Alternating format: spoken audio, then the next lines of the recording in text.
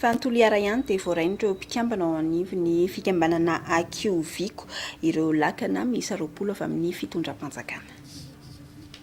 Efa volana maromaro izay no nisy nandroba sy namaky ireo lakana misa enina natolotry ny base de Toliara nandritra ny fifaninanana hazakazaka andakana izay nokarakaraina nandritra ny festival teto Toliara farany teo iny. Velon-taraina araka izany ireo mpanjono ny mba hijereny fitondram-panjakana azy ireo. Zany mbo hangataka ao lehibe abiaby io isana mbaratonga ny volany le problème nareo hoe nivakivakin'olo lakanareo fa nanao course laka eny no volanareo amiko io moa zany isoranazy fa eny angatahanao hoy fa 20 amiako harato koa manaraka amizay.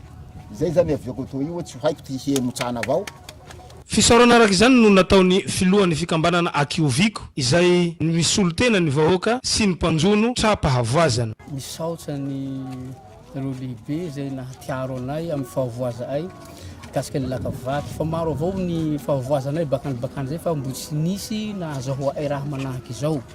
Fa vonareo ananiky izao voahazahoa ay laka harato ary tena mahafapo anay satria laka enina vaky nefa misy olo 20 dia ampitao amin'ny président républicain fa niavy aty le hafatsy. Fa nirinyreto vahoaka ireto moa ny mba hisamborana tsy misy atakandro ireo nahavanon-doza ka hanaterana azy ireo eo anatrehany fitsarana mba tsy hiverenany toy izao indray amin'ny manaraka.